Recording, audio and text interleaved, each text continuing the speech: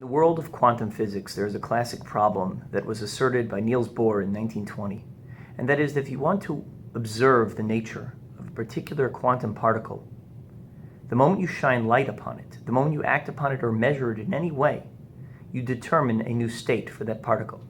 And so there is no pure, pristine way to analyze, to make a measurement over a particle, because the very act of observation alters its state. This was illustrated in a famous thought experiment by Erwin Schrödinger about 20 years after Bohr's principle emerged, where he talked about a cat that is sealed in a box with some radioactive material. In about an hour's time, the radioactive material may or may not decay. If it decays, it will cause a hammer to be triggered and will break a flask containing some poison, thereby killing the cat. The problem is that after the hour, it's a doubt. You don't know whether or not the cat is still alive.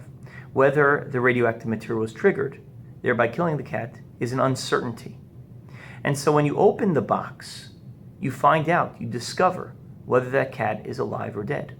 But in the world of quantum physics, that cat is both alive and dead until you open the box. You see, this is the old adage, curiosity killed the cat. It is the act of opening up the box, the act of observation, which determines its very fate. This is not just a problem in the world of physics, but also in the world of spirituality, in the world of halacha as well. You see, when the Meraglim went off to the land of Israel, Moshe chose the best of the best. He chose the chieftains, the heads of the tribes, the people who would be least likely to fail in a mission. So the question that all the Mefarshim struggle with is, what went wrong? How is it possible that they fell prey to their desires and emerged with a negative report about the land of Israel? Only two of them, Yoshua and Kalev, came back with a positive thing to say about the land. Everybody else came back with bleakness and negativity. So what happened?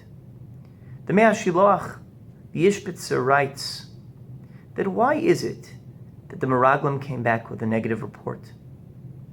The answer, he says, is that they saw an Eretz Ocheles es Yoshvea. They saw in their hearts and their minds a land which consumes its inhabitants, and because that's what they observed, that's the reality that unfolded. It is the act of observation of the land that caused the negative fate to befall the Jewish people. Curiosity killed the cat, and curiosity destroyed the land of Israel. Why is it that a future of bloodshed, of pain, of destruction, of chorban, of suicide bombs, of missiles flying overhead into Sderot and Ashkelon, why is it that that became the reality? Because that's what the Meraglim feared, and that's what they observed. And this is true on a halachic level as well. There is a principle called Yehush Baalim, that an owner who owns a possession but loses that possession is desperately looking for it and doesn't give up hope. That possession still belongs to the original owner. But the moment the owner gives up searching for it, the moment he stops looking for that object and feels that he'll never recover it again, the object stops belonging to the original owner. It is his perception of reality which shapes the reality. And I would submit that this is the greatest problem that we have to work on in our generation. With all the opportunities to comment, to observe, to analyze, to assess that exist in our hands, whether it's blog posts, whether it's op-ed articles, whether it's comments, tweets, Facebook posts, we all have opinions. And every time we issue an opinion, every time we make an observation, every time we look at the world with the eyes of Meraglim, we create a new reality.